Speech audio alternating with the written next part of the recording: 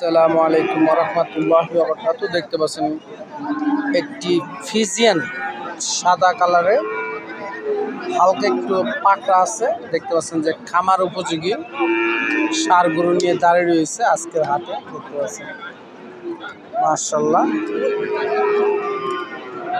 একটি ষাঁড় আজকের হাটে। ভাই দেখি কত দাম চাচ্ছে।